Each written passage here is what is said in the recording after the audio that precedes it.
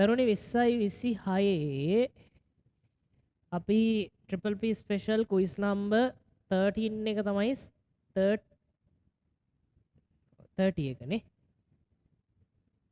30 තමයි සාකච්ඡා කරන්න හදන්නේ 30 වෙනි ක්විස් එක රයිට් බලන්න පළවෙනි ගැටලුව ගම්පහ රත්නාවලී බාලිකා විද්‍යාලයේ 12 වසර පළමු වාරය 2022 6 වෙනි ප්‍රශ්නයේ විදිහට ඇවිල්ලා තියෙන්නේ 6 වෙනි ප්‍රශ්නයේ විදිහට ඇවිල්ලා තියෙන්නේ ඝනත්වයමාන කැපිටල් D ද ප්‍රවේගයමාන V ද නම් ප්‍රවේගයමාන පීඩනයමාන වනුයේ කියලා අහලා තියෙනවා.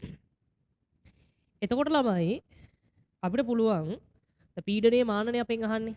හරිද? එතකොට පීඩනයේ මාන අපෙන් අහන්නේ ඝනත්වය සහ ප්‍රවේගය ඇසුරෙන්. පීඩනයේ මාන දැන් ඝනත්වයේ මාන කැපිටල් D කියලා දීලා තියෙනවා ප්‍රවේගයේ මාන කැපිටල් V කියලා දීලා තියෙනවා. එහෙනම් පීඩනයේ මාන අහන්නේ. හරි. දැන් අපි පීඩනය කියන එක්කෙනා බලමු. පීඩනය කියලා කියන්නේ දරුවනේ අභිලම්බ බලය බෙදීම හරස්කඩ වර්ගඵලය. අභිලම්බ බලය බෙදීම හරස්කඩ වර්ගඵලය. අපිට නිකන් ඇත්ත සංකේත ඇසුරෙන් මෙයාගේ මාන ගත්තොත් එහෙම අපිට පේනවා MLT ඍණ දෙක බෙදන්න ඕනේ L වර්ග වලින්. එතකොට ML ඍණ 1 T ඍණ 2 සෙට් වෙනවා. ML ඍණ 1 T ඍණ 2 සෙට් වෙනවා.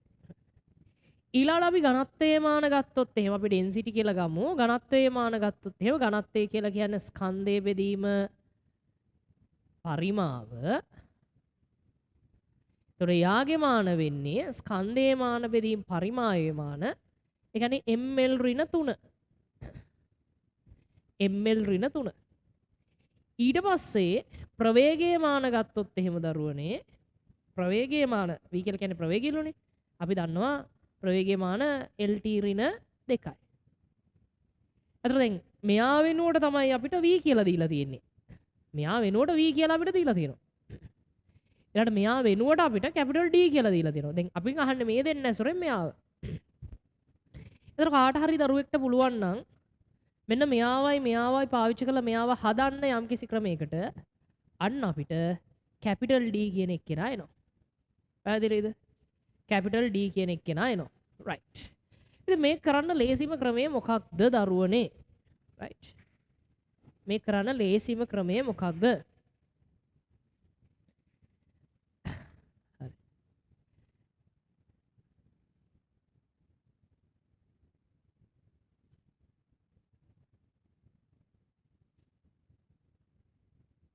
චුට්ටක් නවත්තන්නකෝ.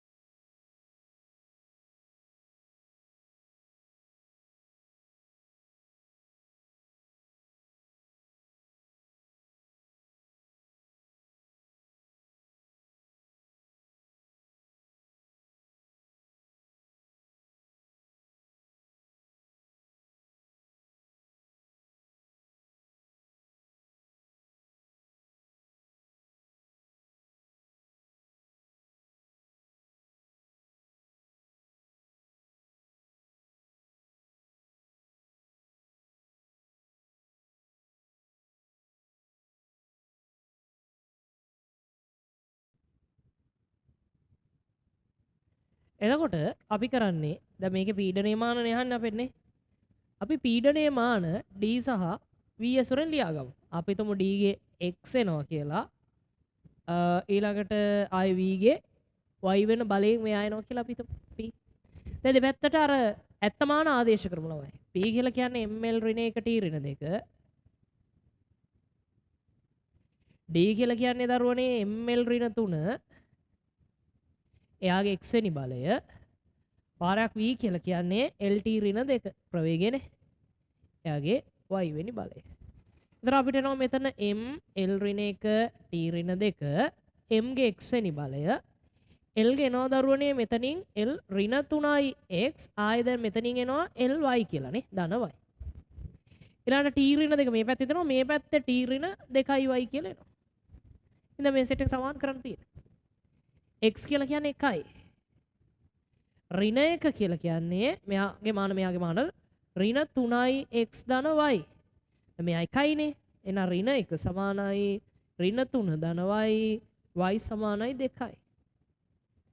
y සමානයි 2යි.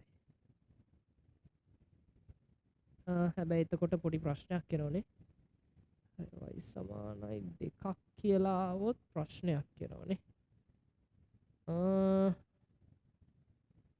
t ඍණ mlt ඍණ 2යි l වර්ග t ඍණ 2යි lt ඍණ sorry මෙතන lt ඍණ 1යි දරුවනේ 1යි lt ඍණ 1යි මෙතන lt ඍණ 1නේ ප්‍රවේගයනේ lt ඍණ 1යි lt ඍණ 1යි. ඒතර උත්තරේ අපිට එනවා p කියන එකනාගේ මාන අපිට ලියන්න පුළුවන් d සහ v ඇසුරෙන් d වල පළවෙනි බලයේ වාරයක් v වල වර්ගය dv වර්ගයේ උත්තරේ 2.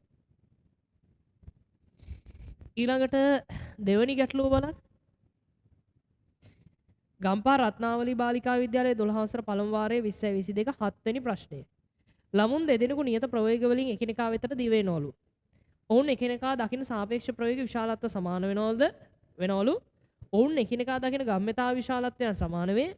ඔවුන් එකිනෙකා දකින චාලක ශක්තිය වල විශාලත්වයන් සමාන වේද. එතකොට පළවෙනි ප්‍රකාශය ගමු. දැන් ළමයි දෙන්නෙක් නියත ප්‍රවේග වලින් එකිනෙකා දිශට දුවගෙන යනවා. දැන් අපි හිතමු මේ ළමයා නිකමට අපි හිතමු ළමයි 2 ms ශ්‍රේණි එකක ප්‍රවේගයෙන් දුවගෙන ඉන්නේ කියලා මේ දිශාවට. ඒතර තව ළමයෙක් ඉන්නවා මෙතන එයා අපි හිතමු 3 ms ශ්‍රේණි එකක ප්‍රවේගයෙන් මේ දිශාවට දුවගෙන එනවා. හරිද? දැන් මෙයාට සාපේක්ෂව මෙයා ගත්තොත් එහෙම ඔන්න අපි හිතින් ගමු මෙයාව නිශ්චල කරොත් දැන් ඇත්ත කතන්දරේ මෙතන වෙන්නේ තප්පරයකට මෙයා මීටර 2ක් මෙහෙට යනවා. තප්පරයකට මෙයා මීටර 2ක් මෙහෙට එනවා. එතකොට ඇත්තටම දෙන්නම තප්පරයකට මීටර 5ක් ළමයි එකට ළඟා වෙනවා. ඔය වැඩේ වුණා නම් වැඩේ හරි. ඒතර දැන් මෙතන බලන්න තප්පරයකට මීටර 2ක් මෙහෙට යනවා. මම මෙයාව නිශ්චල කරොත් අර කලින් වැඩේ වෙන තප්පරයකට මීටර 5කින් ලඟ වෙන්න නම් අපි දන්නවා මෙයා තප්පරයකට මීටර 5ක වේගෙන් මේ පැත්තට එන්න ඕනේ. ඒතර මෙයා දකින විදිහට මෙයාගේ ප්‍රවේගය තප්පරයකට මීටර 5ක් මේ දිශාවට. හරිද? ඊළඟට මෙයා නිශ්චල කරොත් එහෙම මෙයා ඔය වැඩේම කරන්න ඕනේ. ඒ කියන්නේ මේ දෙන්න අතර පාරතරේ තප්පරයකට මීටර 5කින් අඩු වෙනවා. මෙයා නිශ්චල වුණොත් මෙයා තප්පරයකට මීටර 5කින් මේ දිශාවට එන්න ඕනේ. එයාගේ පැත්තට. ඒතර තේරුම් ගන්න මෙයාට සාපේක්ෂව මෙයාගේ ප්‍රවේගය මේ පැත්තට 5යි. මෙයාට සාපේක්ෂව මෙයාගේ ප්‍රවේගය මේ පැත්තට 5යි. ඒතර දැන් මෙතන අපිට පළවෙනි ප්‍රකාශය කියනවා ඔවුන් එකිනෙකා දෙකෙන් සාපේක්ෂ ප්‍රවේගවල විශාලත්වයන් සමාන වේ. හරි. විශාලත්වයන් සමාන. හදිස්සිය ඔගේ කියලා තිබ්බනම් එහෙම සාපේක්ෂ ප්‍රවේගයන් සමාන වේ කියලා ඒක වැරදි. හේතුව දිශා දෙකක්. හැබැයි එකම විශාලත්වයක් සහිත එහෙනම් ඒ ප්‍රකාශය නිවැරදි. ඒ ප්‍රකාශය නිවැරදි. B කෙනෙක් කෙනා බලන්න. ඔවුන් එකිනෙකා දකින ගම්‍යතා විශාලත්වයන් සමාන වේ. ඉතින් හරිනේ. මෙයාට සාපේක්ෂව මෙයා ප්‍රවේගයක් දකිනවා 5යි කියලා මේ දිශාවට. ඒ ප්‍රවේගය මෙයාගේ ස්කන්ධයෙන් ගුණ කරපුවාම එයාගේ ගම්‍යතාව වෙනවා. හැබැයි ළමුන් දෙදෙනෙක් ස්කන්ධ සමානද කියලා අපි දන්නේ නැහැ. ඒ නිසා පොඩි ප්‍රශ්නයක් එනවා. හරිද? එතකොට 5 වාරයක් දැන් මෙයා නිශ්චලයි කියලා හිතන්න. මෙයා නිශ්චලයි නම් මෙයා 5කින් මෙහෙට එනවා. එතකොට මෙයා දකින්නේ මෙයා 5කින් මෙහෙට එනවා වගේ. එතකොට මෙයා දකින්න විදිහට මෙයාගේ ගම්‍යතාව මෙයාගේ ස්කන්ධයේ වාරයක් ඒ ප්‍රවේගය 5. හරිද? එතකොට මෙයාට සාපේක්ෂව මෙයා 5කින් මේ පැත්තට එනවා. ඒ වගේම තමයි මෙයාගේ ස්කන්ධය යාගේ 5න් අගෙන් ගුණ කරපුවාම මෙයාට පේන විදිහට මෙයාගේ ගම්‍යතාව වෙනවා. මෙතන ගම්‍යතාව විශාලත්වයන් සමාන වේ කියලා කියන්නේ අපිට එහෙම කියන්න බෑ ළමයි. හේතුව තමයි ළමුන් දෙදෙනාගේ ස්කන්ධ දෙක එකිනෙකට සමාන නැති වෙන්න පුළුවන්. ස්ථිර වශයෙන්ම සමාන වේ කියලා අපිට කියන්න බෑ. ළමුන් දෙදෙනාගේ ස්කන්ධ දෙක එකිනෙකට සමාන නැති වෙන්න පුළුවන්. මොකද ස්කන්ධවල සාපේක්ෂතාවක් අපිට ගන්න බෑ. ඒතර B ප්‍රකාශය වැරදි විදිහට තමයි අපිට ගන්න වෙන්නේ. C. ඔවුන් එකිනෙකා දකින චාලක ශක්ති විශාලත්වයන් සමාන වේ. ඉතින් ඒකත් එහෙමයි. ස්කන්ධය සම්බන්ධ වෙනෝනේ. මෙයාට සාපේක්ෂව මෙයාගේ ප්‍රවේග විශාලත්වය මෙහෙට 5යි. මෙයාට සාපේක්ෂව මෙයාගේ ප්‍රවේග විශාලත්වය මෙහෙට 5යි. හැබැයි 5 ස්කන්ධයෙන් ගුණ කරාට පස්සේ භාගයයි mv වර්ගනේ. ස්කන්ධයෙන් ගුණ කරාට පස්සේ මේ දෙන්න ස්කන්ධ දෙක එකිනෙකට අසමාන වෙන්න පුළුවන් නිසා චාලක ශක්තියන් දෙක එකිනෙකට සමානයි කියලා ගන්නත් බෑ.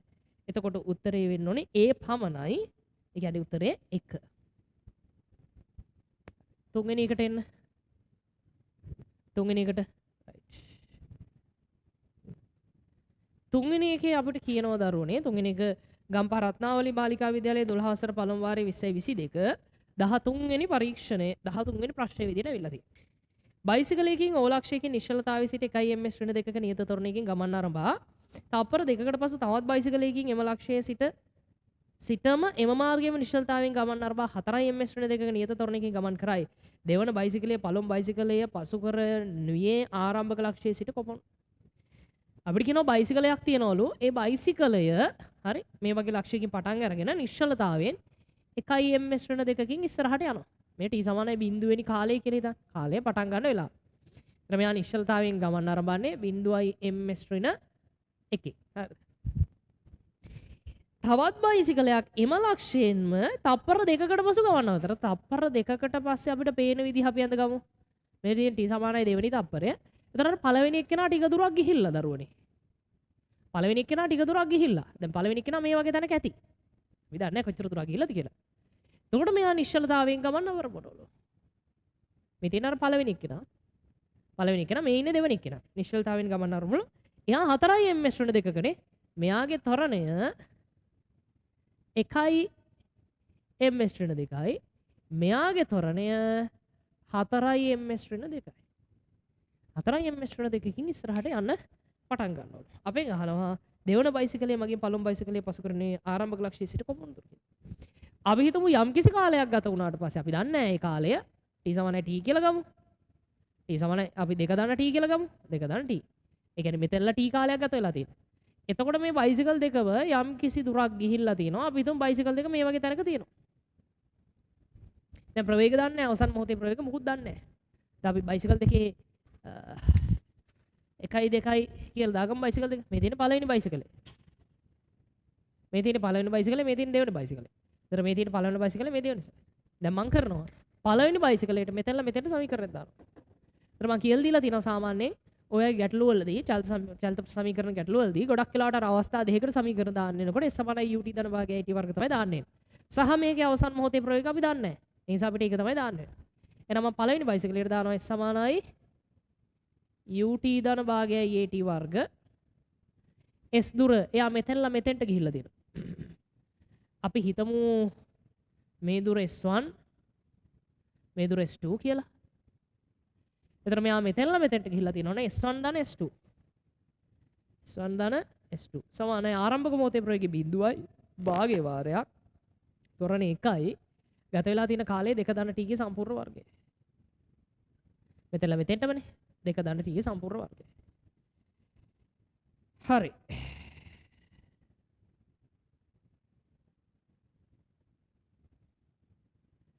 right. ඊළඟට දෙවනි එක්කෙනාට දානවා ආයේ ওই සමීකරණ මෙතනත් s1 ධන s2 වෙනවා. ඇයි දෙවනි එක්කෙනා ගමන් කරන්නේත් මෙතනලා මෙතෙන්ටමයි. s1 ධන s2.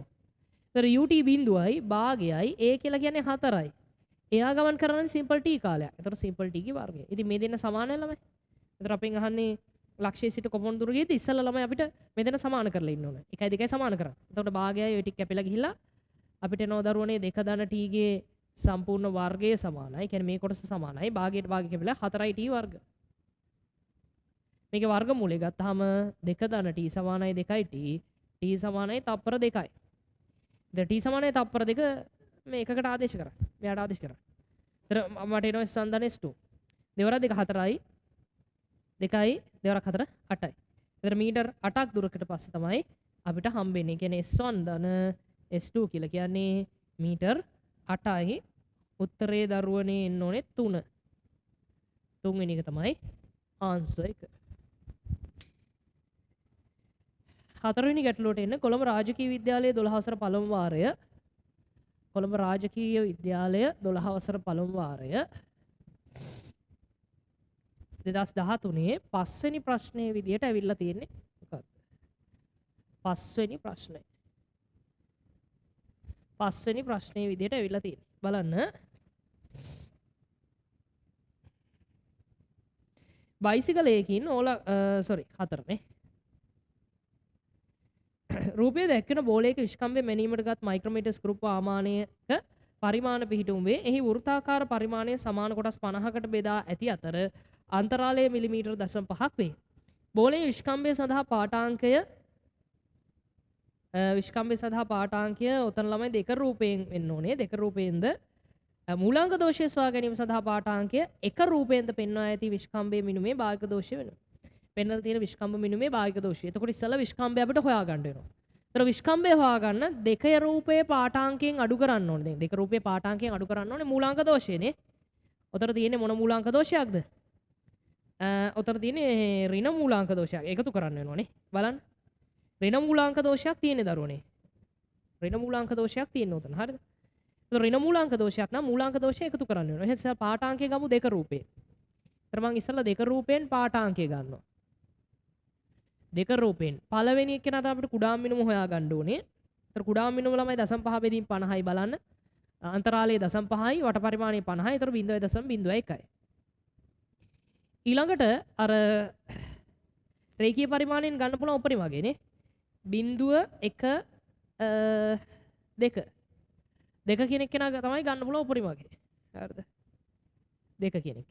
ඊට පස්සේ තුන්වෙනි එකේ අපිට කියනවා 3 තුන්වෙනි එකේ අපිට කියන්නේ අර ඒක රේඛිය වෙච්ච කොටසනේ 25 26 27 28 මට පේන විදිහට 28 28 ඒක රේඛිය වෙලා තියෙන. එතකොට 4 උත්තරේ එන්නේ දෙකෙන් ගත්ත අගයට එකතු කරන්න ඕනේ මෙයාගෙන් ගුණ කරලා. ඒ කියන්නේ 0.28න් ගුණ කරලා එතකොට එනවා 2.28 මිලිමීටර් කියලා. මේක තමයි දරුවනේ මේ ඒකේ පාඨාංගය 2.28 මිලිමීටර්. හරිද? දැන් ඊළඟට අපි එක රූපයෙන් දෝෂය හොයාගන්න වෙනවා. මූලාංක දෝෂය. එක රූපේ. ඒතර මූලාංක දෝෂය ගන්නකොට ඔයාලට පේනවා ළමයි එක කොටසක් පහු කරගෙන ගිහිල්ලා දෙන්න. කුඩාම මිනුම් 0.01යිනේ. එක කොටසක් පහු කරගෙන යන 0.01ක් තමයි අර මූලාංක දෝෂය වෙන්නේ. ඔක ඍණ මූලාංක දෝෂය 0.01යි. එක කොටසයි පහු කරලා දෙන්න. ඒ කොටසයි උඩට කැරකිලා තියෙන්නේ. හරි. ඒතර මූලාංක දෝෂය ඍණ 0.01යි මූලාංක ශෝධනය ඔක එකතු කරන්න ඕනේ. එහෙනම් පාඨාංග මූලාංක දෝෂය දෙක රූපයෙන් මූලාංක දෝෂය ඍණ 0.01 මිලිමීටර්.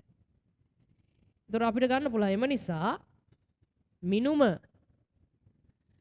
වෙන්නේ මෙයාට මෙයා එකතු කරලා 2.28 ධන 0.01. එතකොට මට එනවා 2.29 මිලිමීටර් කියලා. දැන් ඊළඟට අපෙන් අහනවා බාහික දෝෂය. දරුවනේ බාහික දෝෂය වෙන්නේ දෝෂය බෙදීම මිනුමනේ. දෝෂය බෙදීම මිනුම. දෝෂය කියලා කියන්නේ කුඩාම මිනුම. කුඩාම මිනුම 0.01යි. මිනුම දරුවනේ 2.29. එතකොට මේක තමයි බාහික දෝෂය වෙන්නේ. එතකොට උත්තර සෙට් එකේ ගත්තොත් එහෙම ඔය අගය වෙන්නේ උත්තරේ 3. උත්තරේ 3. පිළිතුර 3. ඊළඟට හැමෝම ඉන්න 5 වෙනි ගැටලුවට කොළඹ රාජකීය විද්‍යාලයේ 12 වසර පළමු වාරයේ 2013 7 වෙනි ප්‍රශ්නයේ විදියට ඇවිල්ලා තියෙන්නේ. 7 වෙනි ප්‍රශ්නයේ විදියට ඇවිල්ලා තියෙන රොයල් එකේ ගණන් ටිකක් අමාරු ගණන් එන්නේ ළමයි. හරි. 5 වෙනි ගැටලුව. 5 වෙනි ප්‍රශ්නය. right.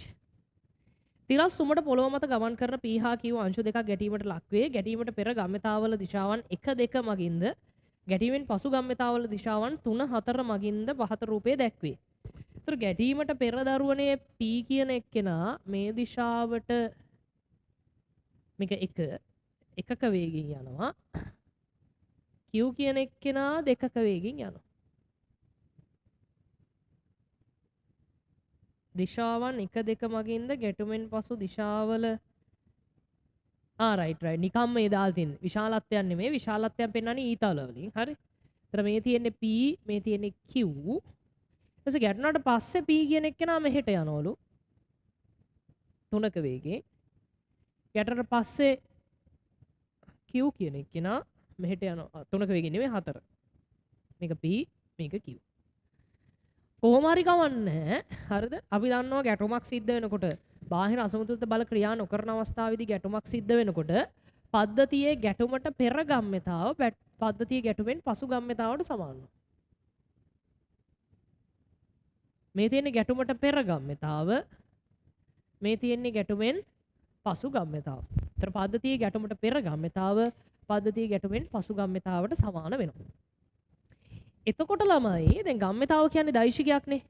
මේ වෙලාවේදී මේ දෙන්නගෙන් එන සංප්‍රයුක්තය මේ වෙලාවේදී මේ දෙන්නගෙන් එන සංප්‍රයුක්තයට සමාන වෙන්න ඕනේ. හරිද? එතකොට දැන් ඔය පොඩ බලන්න ළමයි හතරවෙනි එක හතරවෙනි එක ඔව් ඔතන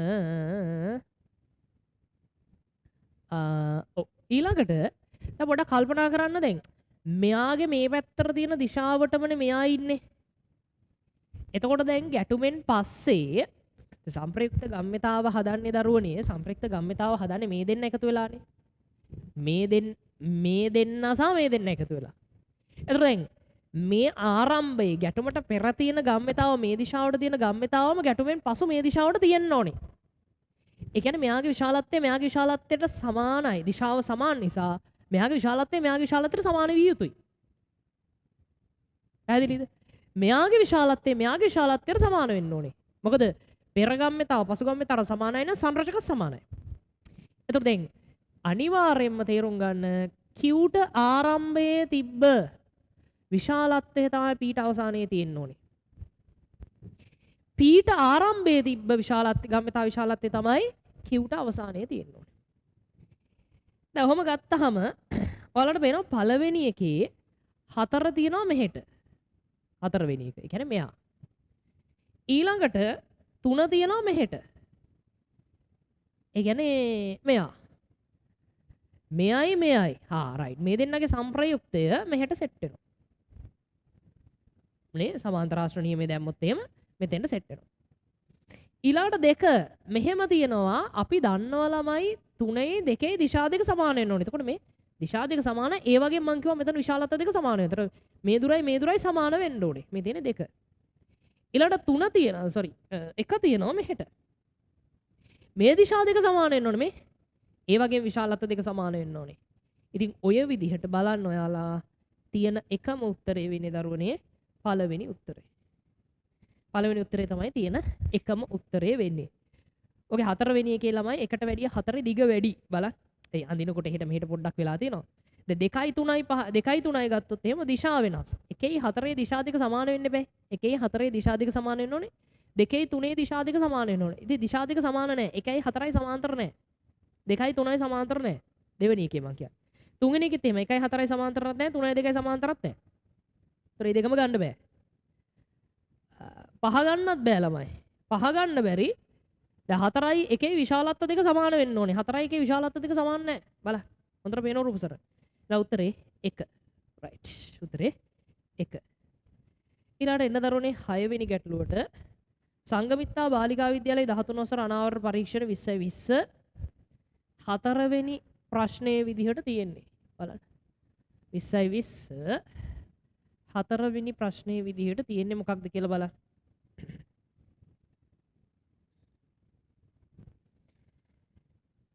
දුනු නියතයේ කේවන සැහැල්ලු දුන්න කෙලවරක් බිත්තියට සවි කර අනෙක් කෙලවර 2m ස්කන්ධයක් ඈඳා සුමට තිරස් තලයක A0 විස්තාරයක් සහිත සරල අනුවර්තී චලිතය සිදු කරනවා. දෝලන කේන්ද්‍රයේදී කැපිටල් M ස්කන්ධයක් 2m ස්කන්ධය මත සීරුවෙන් තැබීමත් සමගම සංයුක්තයක් තැනේ දෝලනයේ නව විස්තාරය අපින් අහනවා. ඉතින් මේ බලන්නකෝ. දුන්නක විස්තාරය අපින් අහන්නේ නේ.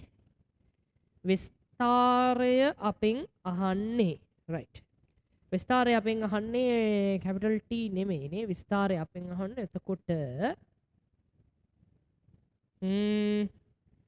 හරියටම කේන්ද්‍රයේදී තියන්නේ නේ. හරියටම කේන්ද්‍රයේදී තියන්නේ. රයිට්. අපිට ඕක මෙහෙම කරන්න වෙන්නේ.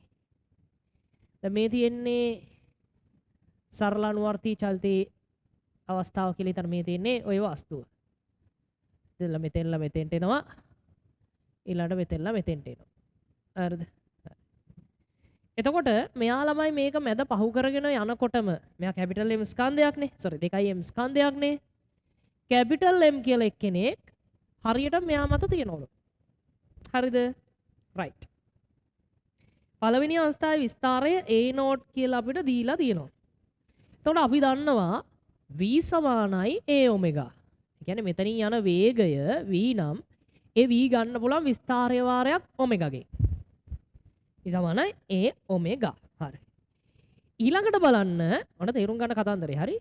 ඔමෙගා කියලා කියන්නේ මොකක්ද? අපි දන්නවනේ කැපිටල් T කියලා කියන්නේ 2y බෙදීම m බෙදීම k කියලා. 25 වාරයක් m බෙදීම k තමයි capital T කියලා කියන්නේ. m කියලා කියන්නේ ස්කන්ධය, k කියලා කියන්නේ දුනු නියතය. දුනු නියතය. එතකොට 25 කියන එක්කෙනා ඇසුරෙන් මට ඔමෙගා ලියන්න පුළුවන්. ඔමෙගා සමානයි 25f. ඔමෙගා සමානයි 25 බෙදීම t. ඒ කියන්නේ 25 මේ පැත්තට දාන ඔමෙගා එනවා අපිට m බෙදීම k ගේ වර්ගමූලය කියලා. එයි 25 මෙහෙට දාන්න. ඔමෙගා සමානයි 25 බෙදීම t නේ. මේ ඔමෙගා sorry වැරදුනා. ඔමෙගා සමානයි 25 බෙදීම t.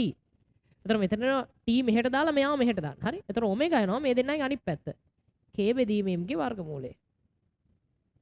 k බෙදීම m ගේ වර්ගමූලය. දැන් දුනු නියතය වෙනස් වෙන්නේ නැහැ. හැබැයි අවස්ථා දෙකේදී ස්කන්ධ දෙක වෙනස් වෙනවා. අවස්ථා දෙකේදී ස්කන්ධ දෙක වෙනස් වෙනවා.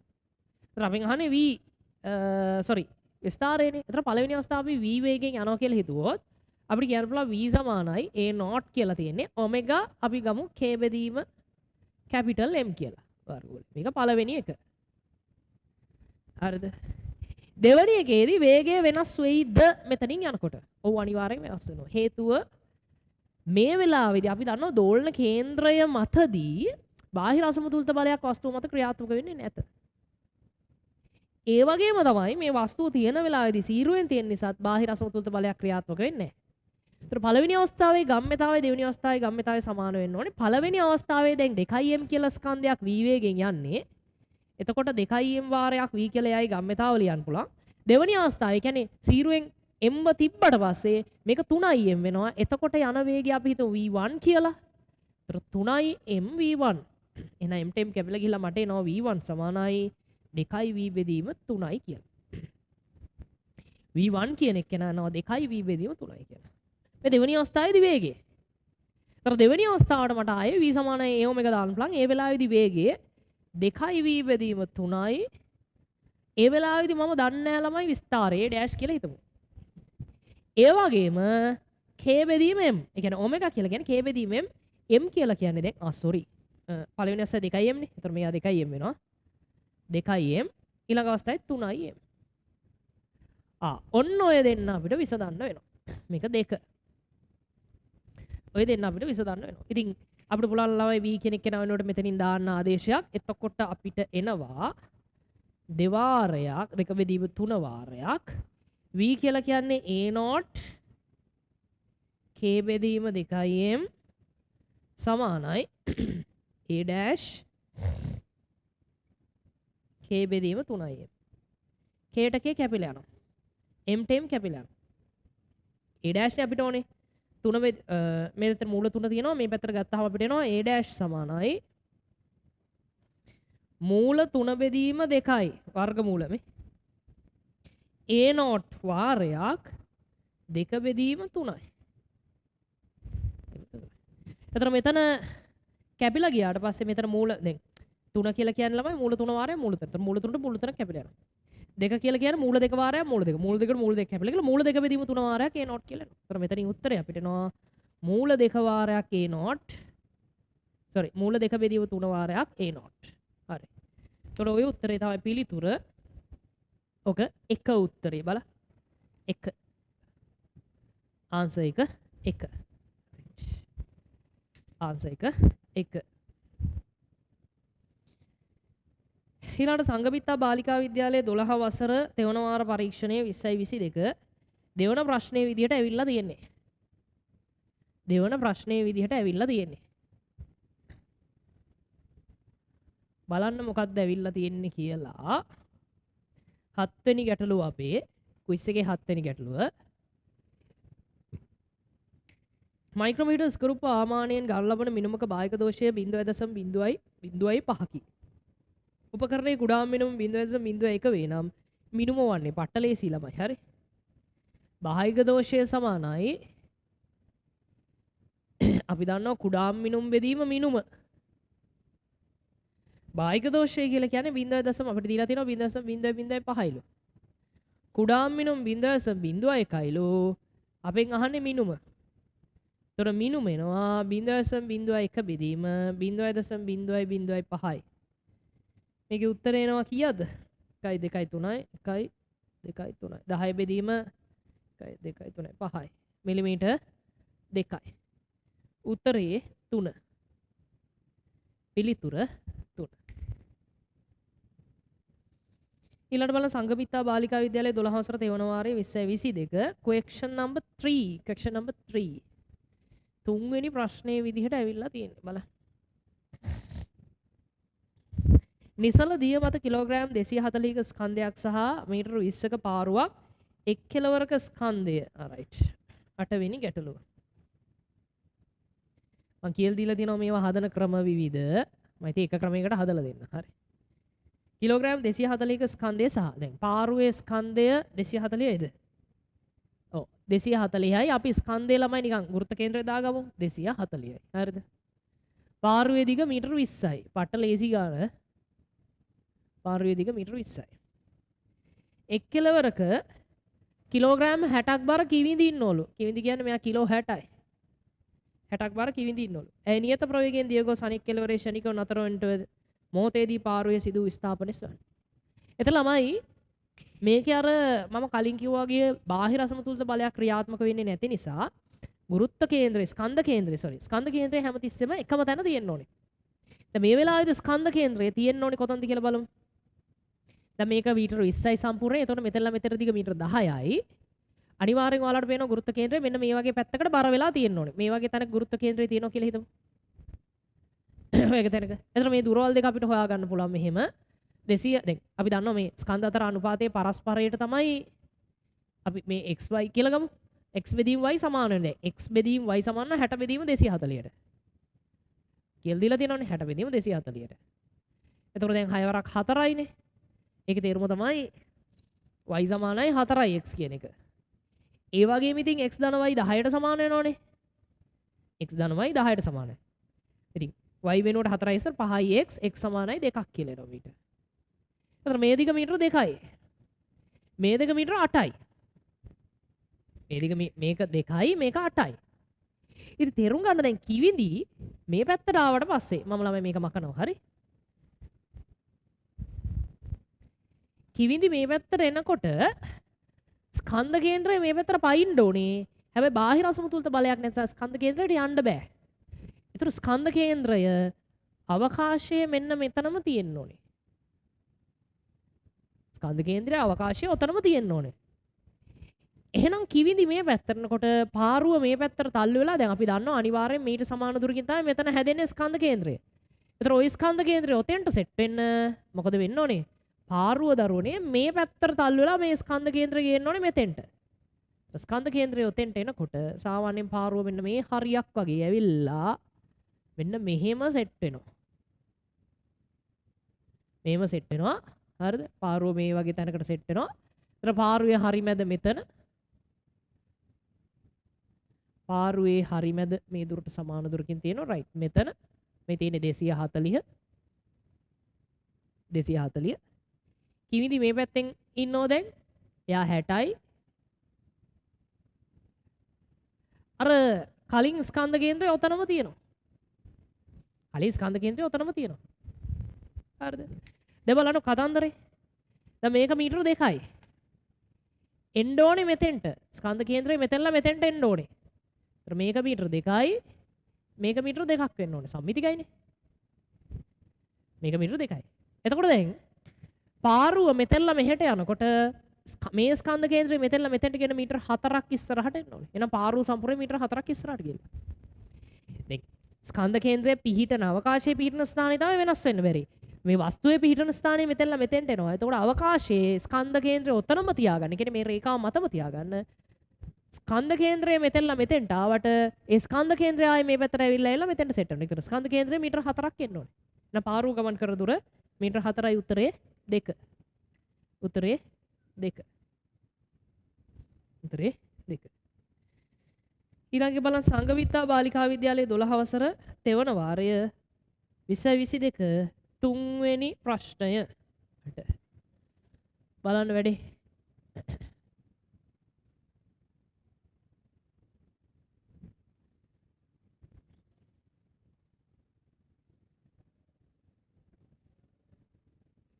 තුන්වෙනි ප්‍රශ්නය.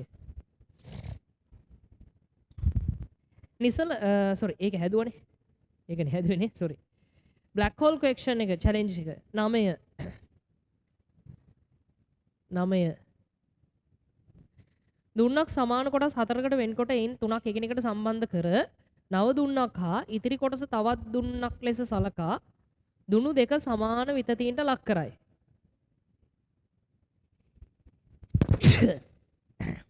දිග දුන්නේ හා කෙටි දුන්නේ ගබඩාවන් ප්‍රත්‍යස්ථාව විභව ශක්තිය අතර අනුපාතය කොච්චරද කියලා අපෙන් අහනවා. දුන්නක් අරගෙන සමාන කොටස් 4කට කපනවලු. හරිද? එතන මෙන් තියෙන්නේ දුන්නක්. දැන් නිකමට හිතන්න දුනු 4ක් ශ්‍රේණිගතව සෙට් කරලා තියෙනවා කියලා. දුනු 4ක් ශ්‍රේණිගතව සෙට් කරලා තියෙනවා. එතන ওই දුනු 4 ගැලෙව්වහම එනවා වගේ එකක් නෙවෙයි තනි දුන්නක් 4කට කපනවා කියලා කියන්නේ දරුවනේ. එක දුන්නක දුනු නියතය k කියලා හිතමු. එක දුන්නක දුනු නියතය k. දැන් අපිට කියනවා දුනු 3ක් ওই විදිහට තියාගෙන අනිත් දුන්න තනි දුන්නක් විදිහට ගන්නවලු. අනිත් දුන්න තනි දුන්නක් විදිහට ගන්නවලු. දැන් දුනු 3 දුනු නියත kමයි. එතකොට මෙයාගේ මුළු දුනු නියතය මං කියලා දුන්න දරුවනේ මුළු දුනු නියතය ගන්නේ කොහමද? 1 යට k1 සමානයි 1 යට k සමානයි 1 යට k ධන 1 යට k sorry 1 යට k1 ධන 1 යට k2 ධන 1 යට k3 ඔහොම යන්නේ. දැන් මුළු දුන්නේ දුනු නියතේ k ඩෑෂ් කියලා හිතමු. ඒ කියන්නේ 1 යට k ඩෑෂ් නේ. 1 යට k ඩෑෂ් සමානයි 1 යට k ධන 1 යට k ධන 1 යට k. ඒතර වෙතරින් එනවා k ඩෑෂ් සමානයි k බෙදීම 3යි කියලා. ඒ කියන්නේ අර මේ දුන්නේ මුළු දුනු නියතේ නිකන් k බෙදීම 3ට සමානයි වගේ. ඉතින් මෙයාගේ දුන්නු නියතේ kට සමානයි වගේ. ඕකනේ කරන්නේ. kට සමානයි. දැන් අපිට කියනවා මේ දෙන්නම සමාන විතතීන්ට ලක් කරනවා. ඉතින් අපි දන්නවා මෙයා x දුරක් අපි તો මෙයා x දුරක් හදිනවා මෙයාත් x දුරක් දානවා. ඒතර මෙයාගේ දුනු නියතය භාගයයි ke වර්ග මේ sorry මෙයාගේ ශක්තිය. මෙයාගේ ගබඩා වෙච්ච ශක්තිය අපි e1 කියලා හිතමු භාගයයි k කියලා කියන්නේ අයි k බෙදීම 3යි. වාරයක් x වර්ග ඔන්න. මෙයාගේ ගබඩා වෙලා තියෙන ශක්තිය e2 කියලා හිතමු භාගයයි k දුනු නියතය x වර්ග. ඒතර e1 අනු e2 අපෙන් අහන්නේ නේ. e1 කියලා කියන්නේ භාගයයි k බෙදීම 3යි x වර්ග. e2 කියලා කියන්නේ භාගයයි kx වර්ග. x වර්ගට x වර්ග kට k කැපිලා ගියා භාගයට භාගය කැපිලා ගියා 1/3ක් කියලා එනවා. අපෙන් දැන් 1/3යි 3/1යි දෙකම තියෙනවනේ. අපෙන් අහන්නේ දිග දුන්නේ හා කෙටි දුන්නේ නේ. ඒතර දිග දුන්නේ 1යි කෙටි දුන්නේ 3යි. හරිද? කෙටි දුන්නේ 3යි. එතකොට දරුවනේ උත්තරේ එන්න ඕනේ 4. උත්තරේ 4. right. The black hole challenge 2 බලමු. රූපය දක්වා ඇති පරිදි සිලින්ඩරාකාර බඳුනක් පතුලට තන්තුවක් මගින් ජලය වටා අඩු ඝනත්වයක් ඇති ඝනකයක් සම්බන්ධ කරලා දෙනවා. දැන් බඳුනට නියත ශීඝ්‍රතාවයෙන් ජලය වත් කරයි නම් කාලය සමග බඳුනේ ජල මට්ටම h විචලනය වනුයේ. right. මේ බලන්න පට්ටල easy. දැන් බලන්න 10 වෙනි ගැටලුව.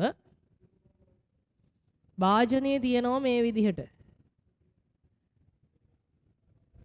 එතකොට මෙතන තියෙනවා ඔය රබර් සැහැල්ලු මේක. දැන් එතන අපි මේකට වතුර පුරවනකොට මෙයා පාවි උඩට එන්නේ. මෙයා පාවි උඩට එන්නේ. එතකොට දැන් නිකමට හිතන්න දැන් මේ තන්තුව ඇදෙන්න කලින් මෙයා ඉන්නේ මේ විදිහට. මේ වතුර තියෙනවා. වතුර උඩ මෙයා පාවෙනවා. සැහැල්ලුයිනේ. ඒතර තන්තුව කොහොම තියෙන්නේ? ඒතර වතුර පිරෙන්නේ මෙයා උඩ ඉන්න නිසා මෙන්න මේ සීමාවේ. ඒ කියන්නේ මේ මුළු පරිමාවෙන් පිරීගෙන තමයි එන්නේ. මේ ඔක්කොම ෆිල් කරගෙන යන්න ඕනේ. ඔම ගිහිල්ලා එක වෙලාවක් එනවා දරුවනේ. එක වෙලාවක් එනවා මේ තන්තුව ඇදෙන. අපි හිතමු මේ වගේ තැනකට ආවා කියලා. තන්තුව හොඳටම ඇදිලා. දැන් මෙතනින් එහාට තව ටිකක් මෙහාට පා වෙලා යන්න විදිහක් නැහැ තන්තුවෙන් අල්ලගෙන ඉන්නේ. අන්න දැන් එතනින් එහාට ඔයාලට පේන්න ඕනේ ජලය පිරෙන්නේ මෙන්න මේ සීමාව ඇතුලේ. මෙන්න මේ සීමාව ඇතුලේ මේ දෙපැත්තෙන් තමයි ජලය පිරීගෙන යන්නේ. එතකොට අර දාන ජලය ඉක්මනට පිරෙනවා. ඒ පොඩි පාට මෙයාගෙන් පරිමා කොටසක් අයින් වෙනෝනේ. අර වටේ තියෙන පරිමාව තමයි පුරවගෙන එන්න ඕනේ. ඒතර එකම ශීඝ්‍රතාවයෙන් ජලය දානකොට කලින් මේ ඔක්කොම පුරවන්න ඕන. දැන් මෙයා අදිනකොට ටිකක් මේ ඇදිලා තියෙනකොට මේ පරිමාව නැතු ඉතුරු සෙට් එක තමයි වැඩි වෙගෙන යන්නේ. ඒතර තේරුණාද ප්‍රස්ථාරයේ මේකත් එක්ක ඇන්දොත් ඉස්සල්ලාම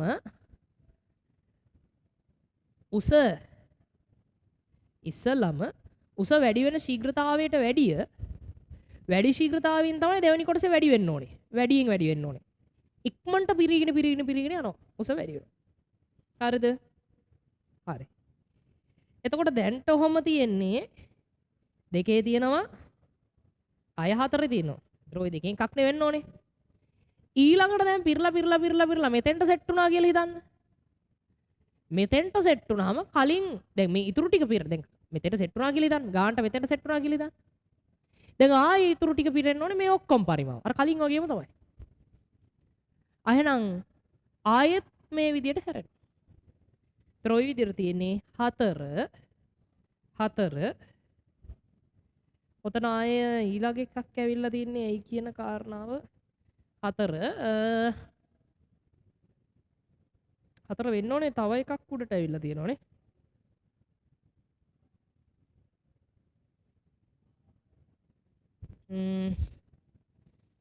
මෙතන පිරීගෙන යනවා. ඊට වැඩි ශීඝ්‍රතාවයකින් ඊට පස්සේ පිරෙනවා. ඊට වැඩි ශීඝ්‍රතාවයකින් පිරෙනවා.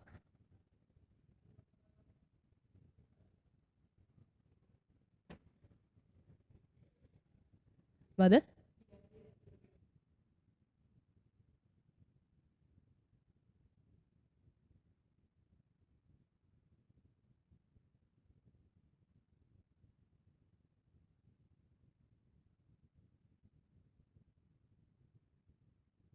හරි.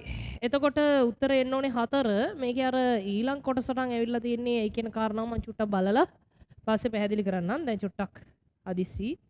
හරි. රයිට්. උත්තරේ 4. හරි එහෙනම් දරුවනේ අපි ඔන්න 30 වෙනි ක්විස් එක සාකච්ඡා කරලා ඉවර කරා. හැමෝම ඒක බලලා වැඩේ ගොඩ දාගන්න. ක්විස් එක පහත පල්ලෙහා කමෙන්ට් එකක පින් කරලා තියෙනවා. ක්විස් එක අවශ්‍ය දරුවන්ට ඩවුන්ලෝඩ් කරගෙන හදන්න පුළුවන්. හරි. හැම දරුවෙක්ටම ආයිබෝවන්.